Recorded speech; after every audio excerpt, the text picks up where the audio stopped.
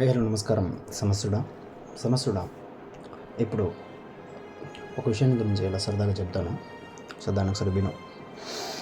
So అంటే చెబుతూ నేను కూడా దీన్ని అర్థం చేసుకుంటున్నాను అండ్ నువ్వు కూడా అర్థం చేసుకో. అంటే ఇలా చూడు ఈ విషయాన్ని, అసలు ఏంటి ఇది చూద్దాం. సో అది మరి అదేంటంటే, అంటే మనమందరము అందరము అంటే హ్యుమానిటీ, అంటే ప్రతి ఒక్క ఇండివిజువల్, ప్రతి ఒక్క వ్యక్తిగతం కూడా మనమందరము పొద్దున్న లేచిన కాడ నుంచి రాత్రి పడుకునే వరకు అండ్ తర్వాత జీవితకాలం ఈ విధంగా మనం ఏదో ఒక వర్క్ని మనము చేస్తూ ఉంటాం. ప్రతి ఒక్కరు చేస్తారు. అయితే ఇక్కడ చెప్దాం అనుకున్నటువంటిది ఏంటంటే, అందరం చేస్తున్నాం, బట్ ఆ వర్క్ ఎట్లా చేస్తున్నాం, ఎట్లా అవుతుంది ఆ వర్క్, దాన్ని మనము నిజంగా అంటే ఆ వర్క్ని మనం అందరము చేస్తున్నటువంటి ఆ పనులని దాన్ని నిజంగా అంటే దాని యొక్క కోర్ని మనం అర్థం చేసుకొని దాని కోర్తో మనము కలిసి ఆ వర్క్ అనేది సాగుతుంది, కదులుతుంది, చేయబడుతుంది అనేది. అంటే కోర్ అంటే ఏంటంటే అర్థము, ఒక వర్క్ అనేది ఏదైనా ఒక దానికి ఏదైనా వర్క్ అంటే ఏంది, ఏదైనా ఒక దానిని మనము చేయడమే వర్క్. ఏదైనా ఒక దాన్ని మనం చేస్తాం అంటే ఏదైనా ఒక ఆబ్జెక్ట్ని మనము జరుపుతాం, ఏదైనా ఒక ఆబ్జెక్ట్ని మనం చేస్తాం. ఆబ్జెక్టివ్ అనేది ఆ ఆబ్జెక్ట్ని అంటే చేయడమే వర్క్ అన్నమాట. సో ఇక్కడ ఆబ్జెక్ట్ని మనము అంటే ఏదైతే ఆబ్జెక్టివ్ ఉందో, ఎవరైతే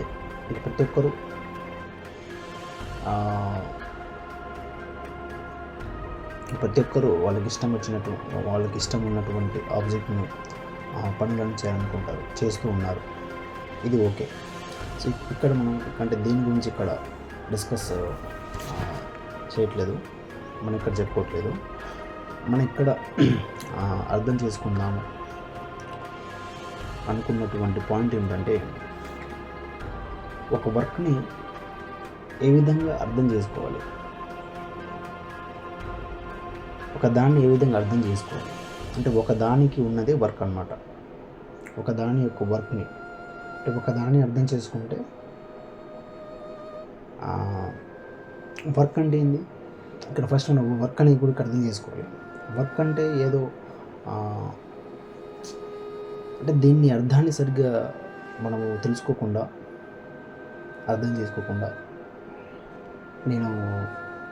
మనం వర్క్ని చేసినప్పుడు ప్రతి ఒక్కరు కూడా ఫీల్ అవుతారు, ఇబ్బందిగా అవుతారు, చికాకుగా ఫీల్ అవుతారు.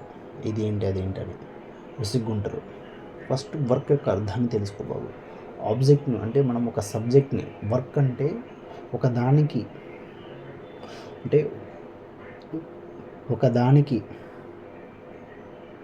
అంటే వర్క్ యొక్క అర్థాన్ని ఏ విధంగా చెప్పాలి. వర్క్ అంటే ఏంటంటే ఏదైనా ఒకటి తన యొక్క అంశంతో సాగడమే, కదలడమే. ఏదైనా ఒకటి తన యొక్క అంశంతో, తన యొక్క నేచర్తో కదలడము, అది దాని యొక్క వర్క్. ఈ విధంగా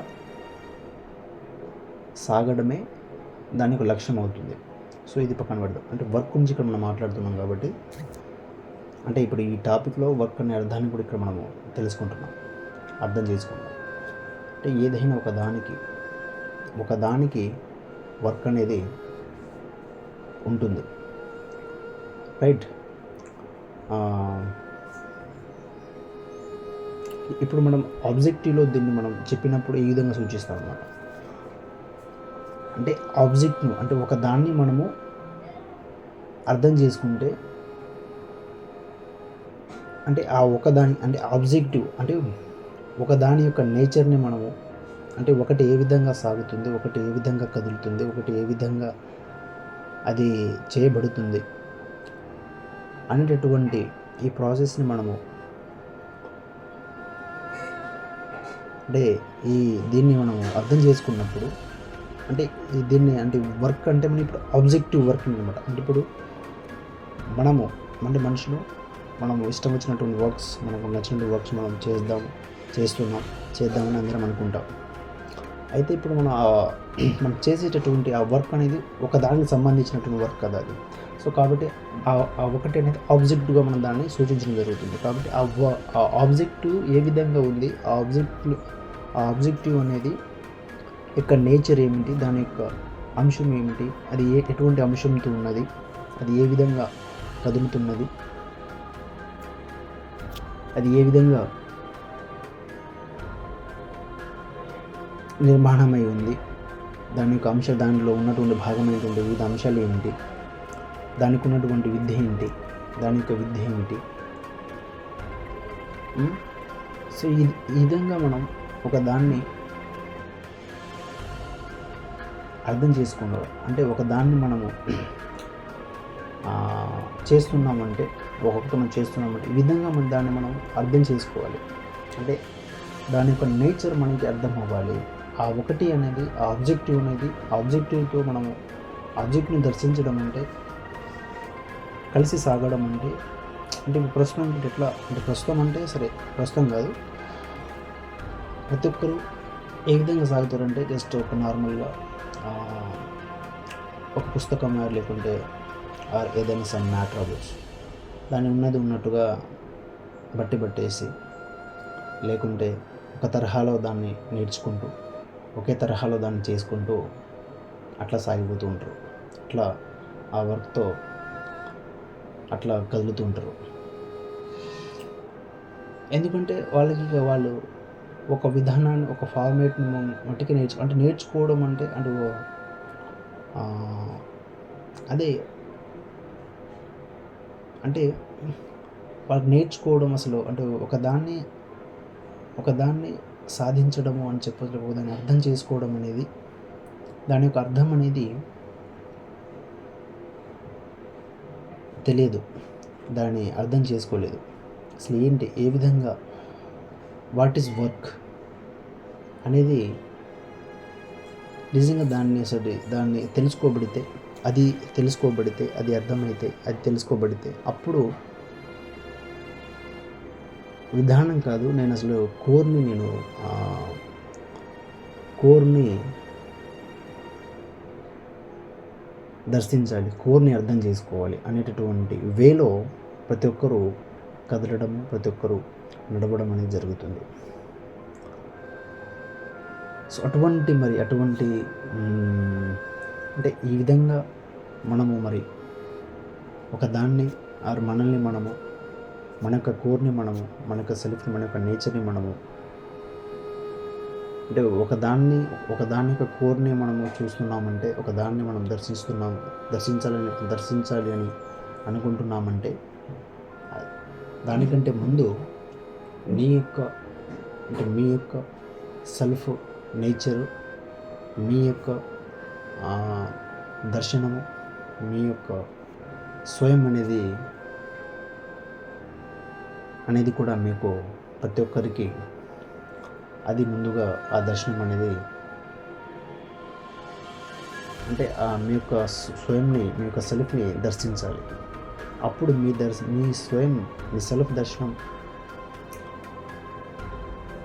మిమ్మల్ని మీరు తెలుసుకున్నప్పుడు, మిమ్మల్ని మీరు దర్శించినప్పుడు ఆటోమేటిక్గా ఇది కోరు, ఆబ్జెక్టివ్ యొక్క కోర్ని కూడా, ఆబ్జెక్టివ్ కూడా ఒక కోర్ ఉంది, అది కూడా ఒకటి దానికి కూడా ఒక కోర్ ఉంది, అది కూడా దాని యొక్క నేచర్తో సాగుతుంది.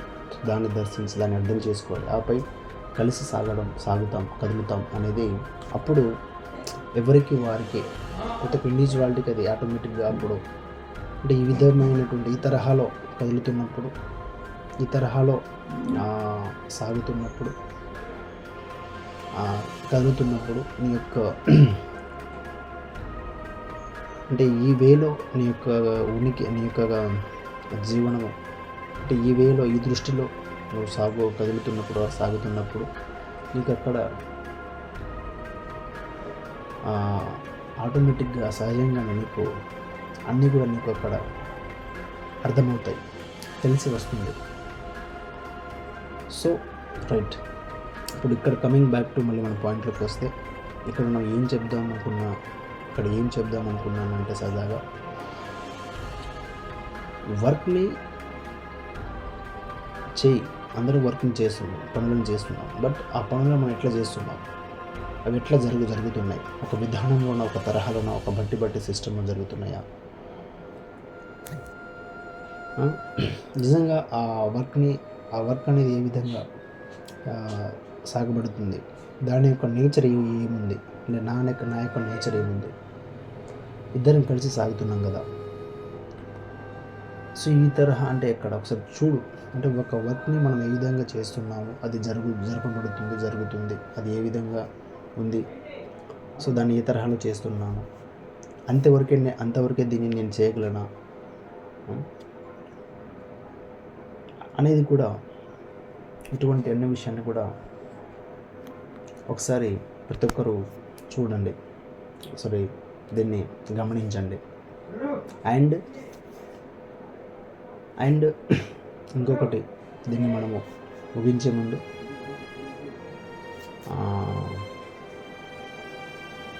అండ్ ఇంకొకటి ఏమిటంటే, ఒక దాన్ని అర్థం చేసుకోవడం అంటే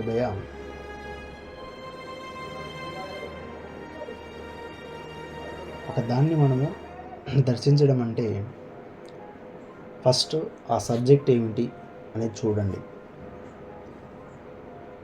ఆ సబ్జెక్ట్ ఏమిటి, దాని యొక్క నిర్మాణం ఎలా ఉంది, అది ఎలా ఉంది, అది ఎలా కదులుతుంది, దాని యొక్క అంశాలు ఏంటి, దాని యొక్క నేచర్ ఏమిటి, అండ్ దానికి సంబంధించినటువంటి దాని యొక్క అంశాలు ఏంటి, దాంట్లో భాగమై ఉన్నటువంటి వివిధ అంశాలు అవ్వచ్చు, మ్యాటర్స్ అవ్వచ్చు, థింగ్స్ అవ్వచ్చు. సో ఇలా దానికి సంబంధించినటువంటి దాని యొక్క అంశాలను, దానికి ఉన్నటువంటి నేచర్ను,